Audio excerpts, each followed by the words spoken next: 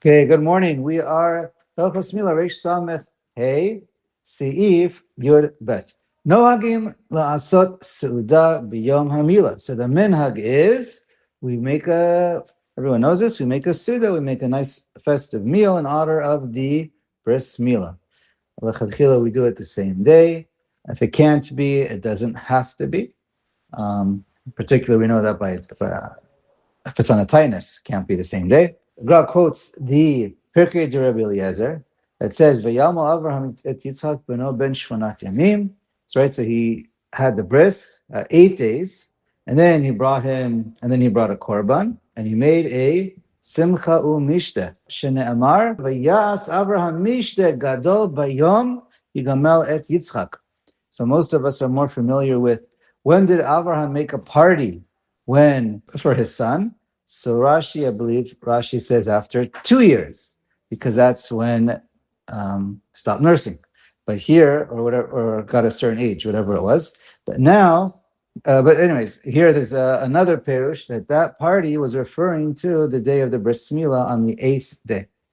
Okay, Piskei Tshuva just points out, like all mitzvahs, mitzvah bo yater b'shlucho. It's good if you go and join your friend's seuda, like a bris, like a wedding, and be mishtatif. Don't just send a card. Haga v'nahagu lakachat minyan v'seudat milah. It's good to get a minyan. Umikri seudat mitzvah, and this is a seudas mitzvah. Okay, and an avel can join as long as there's no live music. And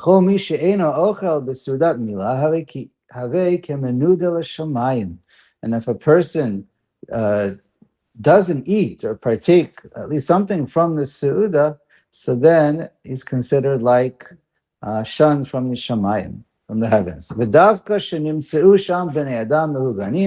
That's only if you have, good standing people there. But it's not a very nice crowd. You don't have to sit and eat over there. There's also a minhag to make a seuda the Friday night. That's the Shalom Zachor. La'achar shenolad Zachar. Right after a boy is born, that first Shabbos, you make a Shalom Zachor. Nichnasim eitzel hatinok litom sham. So you go where the baby's in the house, and you eat over there. Vehu gam kein seudat mitzvah, and the Shalom Zachor is also a seudat mitzvah. Okay, a few reasons that are given. One of them, the Taz brings from the Truma Sedeshin, because that's when everybody is around. Why Friday night? You can make a seuda anytime, because everyone's home for Shabbos. During the week, people are busy, people are traveling, but on Shabbos, everyone's home, so that's when you should do it. And what's the main purpose is to give thanks, or to publicize it, or to also say divrei Torah, and hopefully that'll help bring a shmira for the baby. Then he also quotes a reasoning from the Midrash Rabbah that Rabbi Levi says it's a mashal. A king makes a decree, and he says, no one's allowed to see me in the palace until they first see this noble woman. To prepare the person to get ready to, you don't just come off straight from the street in your shorts and a t-shirt. You have to at least see what Malchus looks like on one level before you actually are ready to see the greater Malchus of the king. So too Shabbos, right? If within a week, the bris is on the 8th day, right, or later. So the bris on the 8 days. There's always a Shabbos, and Kadosh Baruch Hu doesn't want the baby to have a bris milah until he at least lives and goes through the Shabbos and gets from the kedusha of Shabbos, and then he'll be more prepared to enter the covenant and to have the bris milah. And also, thirdly, some say the reason is because when the baby was born, he forgot all of his Torah. So he's a little bit like an avel. And there's an inyan to go visit an avel, very big inyan. So too, that's the inyan of visiting the baby. For that reason. Those are the 3 reasons that are mentioned in the Taz. Okay, Yud Gimel. Yom Milah Shachal Biyom Ta'anit Tzibor Ktuvim. So anytime you have a bris milah on one of the fast days that we're all familiar with, today's Yud Zayin B'Tammuz, for example. So then mitpalalim slichot, even if there would be a bris in the shul in the morning, we still say slichos. The omrim vidui kedarkam, and you say all the regular viduis that are part of slichos.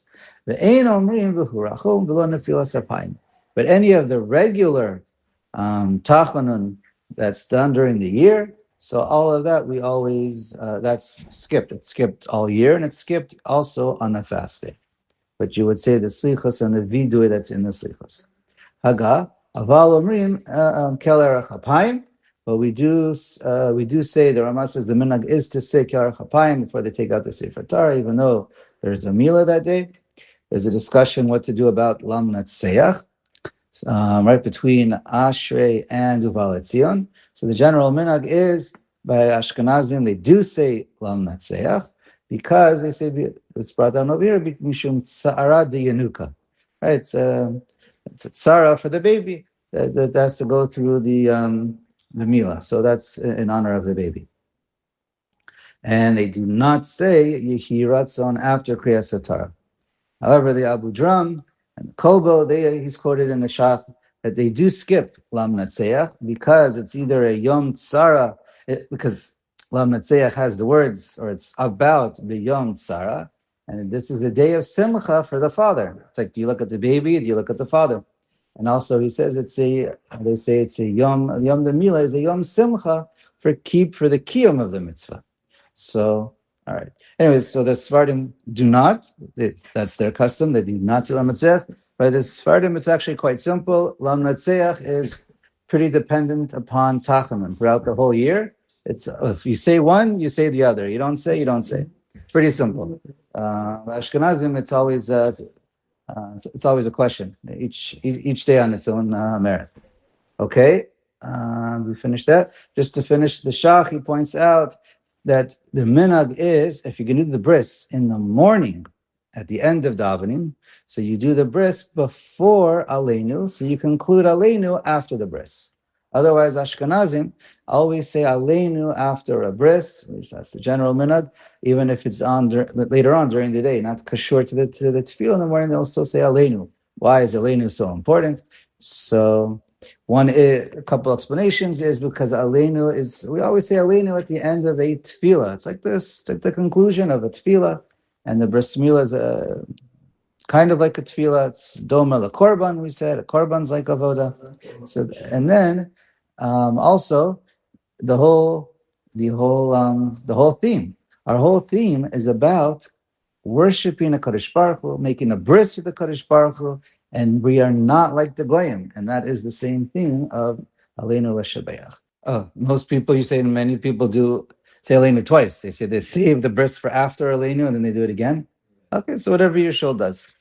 And there's also an inyan to keep on your tefillin for the bris. Some people put it on, and because the milah we know is an oath, so too tefillin is an oath.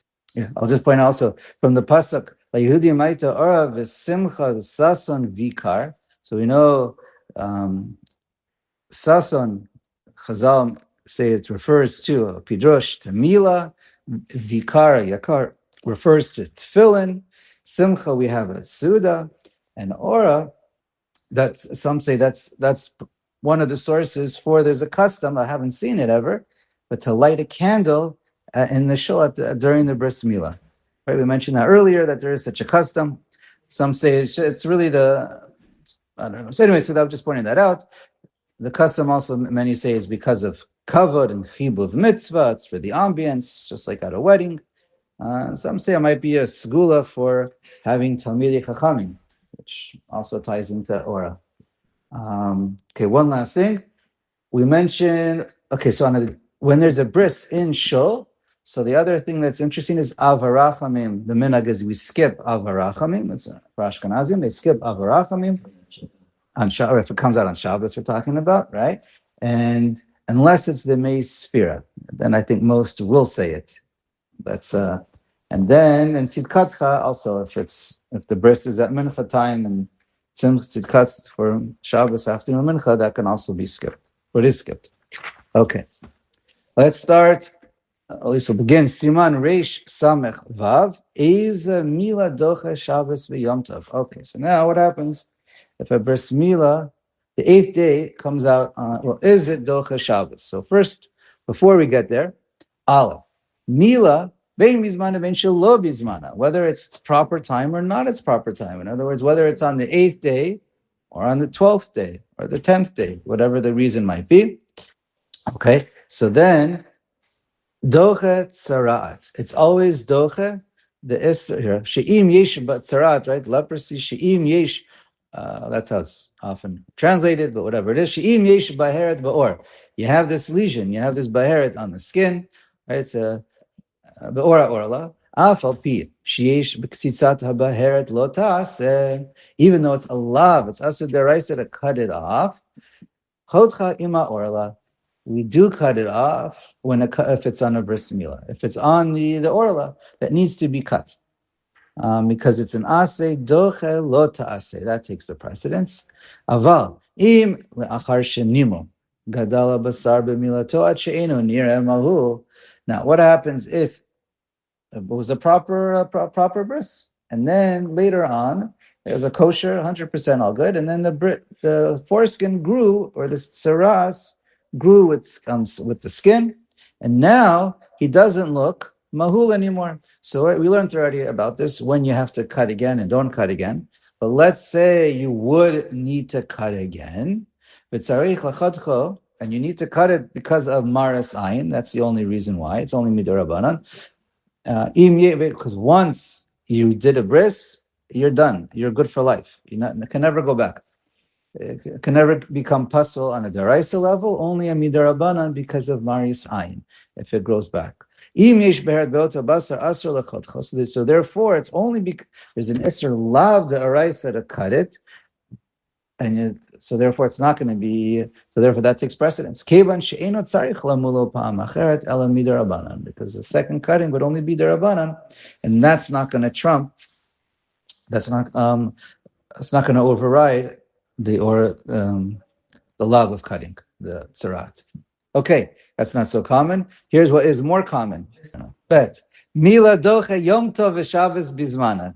So now, the halacha is, it's Chazal based on the psukim and the Masorah. It's clear whenever the 8th day lands on Shabbos or Yom Tov, it is certainly Doche. The Milah is certainly Doche Shabbos and Yom Tov. Right, because it would be docha the isser of the av shchita, it's chabala, and which right, okay. Well, shelo bizmana, but if it's not in its proper time, in other words, that means it's not on the 8th day, right? We're talking about it got pushed off for whatever reason. Eina docha, so then it's not docha. Based on the psukim, Chazal say it's only docha Shabbos if it's on the 8th day, not if it's afterwards. And if it's before the 8th day, you can't do it. It's too early. Now,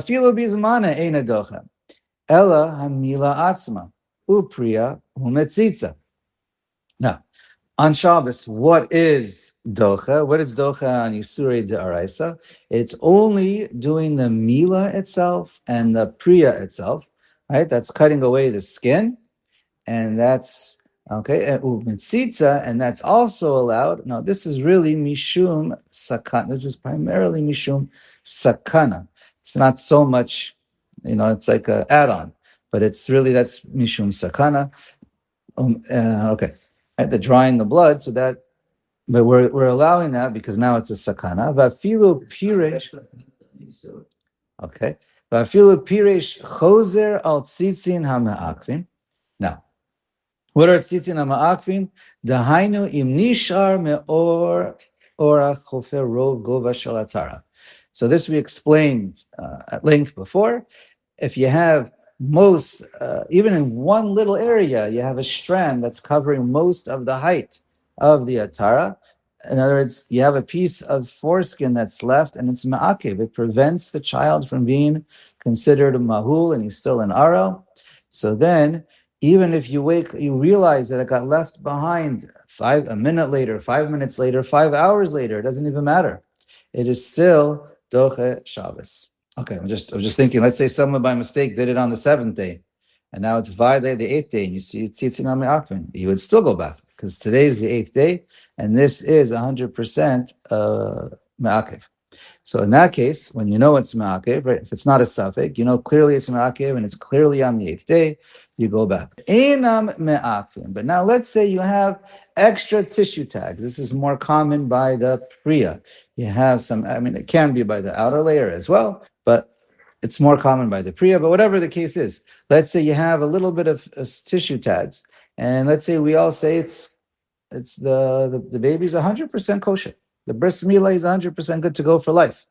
However, it's a little bit extra tissue tags. It's not as pretty, and you're going to have flabby tissue over there, and it might be embarrassing. It doesn't look as nice, and you want to cut it away. It's not nice. So therefore, as Moshe wanted to point out, Zakelev Yanveyu. Anyways, Val she'ena me'akvim ilo piresh chozer. So then, as long as you didn't put your hands down and leave, you still are going back. Well, let me explain. As long as you're still osek in the priya, for sure everyone says that's not called piresh. Even if you put your hand down and you look at it and you're looking, you're still there. Ve'im piresh. But once you decide, okay, you're done, so then eino chazer, you can't go back anymore. Some say a geder is metzitza. I'm not sure. I guess the mole will decide. But basically, once you do metzitza, that's when it might be too late already. Maybe you have a few more seconds. I don't know. But okay, you're done, right? So now you're putting on the bandage and you can't go back anymore. And then generally speaking, Lamai said this really doesn't usually come up because the mole knows it's Shabbos. So he's going to do the best job he can, and he'll take a look. And at the priya, he's still looking until it's all done. And then he'll put the bandage on, and he's not going to look at the baby till tomorrow. So usually you're not going to see tzitzina me'akvin. Okay. Right? Once in a while, you will have some moalim. They'll like to save part of it for the room 10 minutes later to fix up. That he will not do on Shabbos. Can't do it on Shabbos. Okay. Now, obviously, if it's tzitzina me'akvin, obviously you still do it. But okay. And you put on the bandage cloth. Okay. Haga. Motor. Letaltel ha'izema le'achar hamila le'hatzniyo b'chatzer ha'me'urav afagav de'enot tzarich lo od be'oto Shabbos taha lo hukza bein hashmashos me'achar dehayat tzarich lo be'oto Shabbos ken yireli. So what do you do with the knife when you're all done? What does you do with all the whole setup? We're assuming normally that this knife is muksa. It's expensive. You don't use it for anything else. You're not going to cut your vegetables with this knife. You save it special for this. So therefore, in general, we assume it's muksa. But here, he set aside to use it. He knew he has, the moel was already designated for Friday. He checked out the baby. He looked, everything. He knew he's using his knife for the Shabbos. So therefore, he double set it aside. It was huksa before from muksa. Now it's huksa for to be used. So he undoes the muksa, and therefore it's not really muksa. And that is the psak of the Ramah, that you're allowed to now take it and put it somewhere. Don't leave it lying around to get damaged or lost. Now you carry it, you put it where you need to, and put it somewhere safe in the chatzar, and then leave it there. That's the way he writes. And the Shach says he also agrees with the Ramah that that's 100% okay, but it's better not to move it around stam, not letzarach at all. But he does write, Ki'ilu shelo letzarach it's mutter. Really, technically, it's mutter, but as he concludes in the Nekudat HaKesef, he writes, but lechatchila, you shouldn't just carry it around, because in general, it's muksa, and just put it down safely and then leave it there.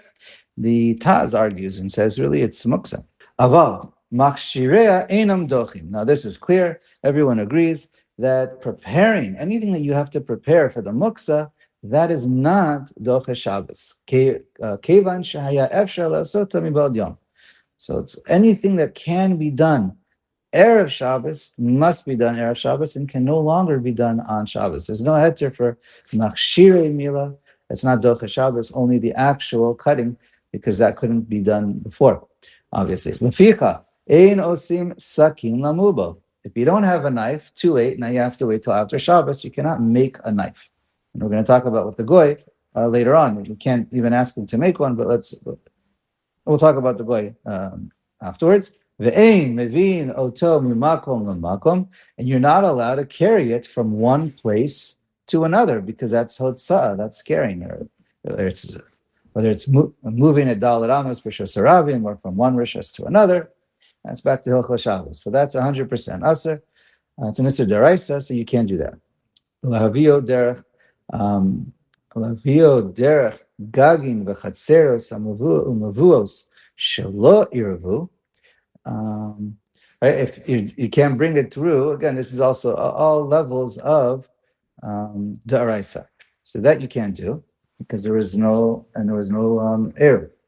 1 second. No, even if Hotzah derabanan is aser, even Hotzah derabanan is aser, that's going to be okay for a goy. We'll see later. Aval im shavat hasakin begag. However, this a little bit of a technical thing, which is not really so common, I don't think, lamaisa, but this is from Hilchos Erevin. If you have a knife up on a roof, v'chatzer or a chatzer, mutter lahavio mizeh lazeh. Maybe it can be common, okay? Anyways, to carry it from one chatzer to another chatzer, or from one gog to another gog, when it's not tied to the house, so then, since it was there, to go from the house through the chatzer to another house, so that's what can't be done. But if it was in a chatzer, just to go from one chatzer to another, then it's okay. Afil irvu chatzeros im habatim. Even if it goes, because that's a case of it's mutter to carry from one chatzer to another, and even if one of those chatzeros had an eruv tied to a house, it's still mutter to carry from one chatzer to another chatzer when they're completely adjacent.